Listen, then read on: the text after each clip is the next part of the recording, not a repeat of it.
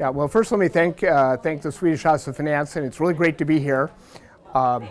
With respect to how supply chain disruptions had really a negative effect on firms' sales and their operations, and as we show in the paper, this is predominantly in these kind of more concentrated industries where there was this negative effect and the sales loss persisted for multiple quarters after COVID, the initial COVID shock. So we look at the COVID shock as a particular indication of a disruption to the supply chain.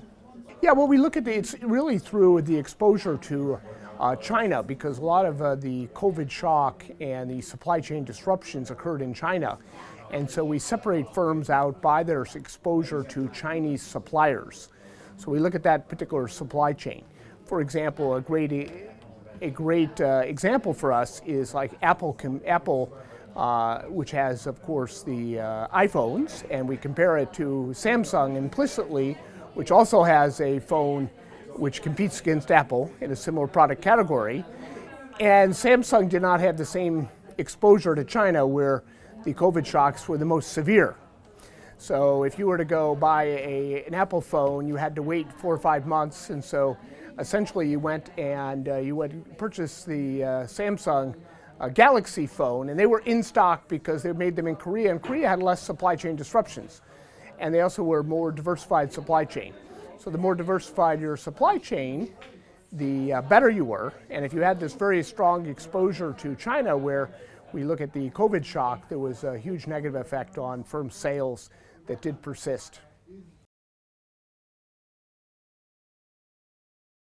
Well, we don't focus on particular industries in the paper. That was just one example, but we do note that electronics and medical supplies and even toys were affected. So these are industries which have a high production component in China, which totally shut down for the whole period of the COVID-19 shock for almost 2 years.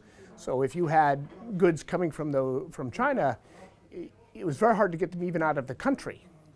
So if you didn't have another source, which is costly to have ex ante, if you had several sources for the goods, then you could just resource to another area. So we look at firms by the extent of their exposure to China.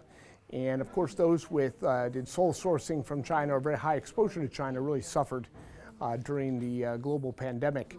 And I think it's a good lesson for the world. The same thing if you had exposure, for example, to Russia in the Ukraine war, and for energy, a very high exposure, you suffered more than if you had, maybe you were sourcing from Norway or from other countries that weren't affected by the Ukraine crisis. Naturally, people would think ex ante that if you were in a competitive industry, it would be worse.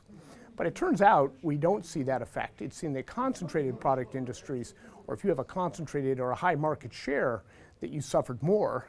Now, suffer is relative. So the whole idea is we call this the fat and happy effect versus the lean and mean. So the fat happy firm, which had very high margins ex ante, they suffered the most. Now they would probably say, well, my margins didn't go below zero, so I still did okay, but I still lost substantial sales to competitors during this period if I had the higher margins. Again, like Apple Computer lost Apple manufacturing on the phones, they lost relative to Samsung. Samsung gained market share. So if you had a more diversified supply chain, your costs are higher, your margins are probably a bit lower, but then during a shock, you suffer less. Well, we saw a reflection in that both shareholders of these firms that suffered and the bondholders also suffered relative to the firms with more diversified supply chain. So it did indicate these are riskier firms, and so when the negative shock happened, then even your financial, it was not only your customers that suffered, but it was also your shareholders and your bondholders also suffered during these kind of supply shocks.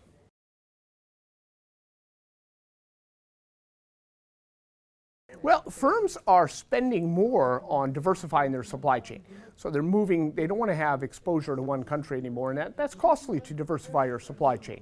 So you're spending the money and you are trying to establish production in other countries. Establish production in India, you actually are sourcing locally. For example, more in Europe, they would be more likely to find a local supplier. In the United States as well, they might also source from Canada or Mexico, in addition to having some sourcing from China. But they don't want to have one country exposure, given the nature of the world, is that a shock can have this disruptive effect for multiple periods.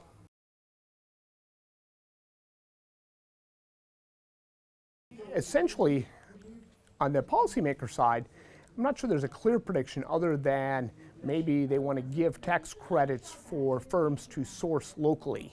And we do see this with the Inflation Reduction Act in the United States, and I presume also in Europe, where you are seeing firms give credit for local production, because then you don't have the kind of supply chain risk.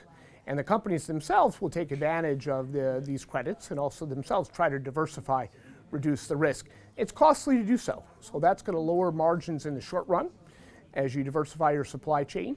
But in the long run, when the next shock happens, and shocks happen, just like they say, it's once every 6-7 years, there's always a new shock, and they're always different.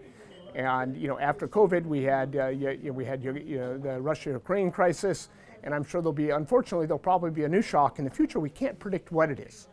But the point of it is if you have a diversified supply chain, which is costly, more suppliers, then you'll be more likely to survive and that shock and do well, flourish.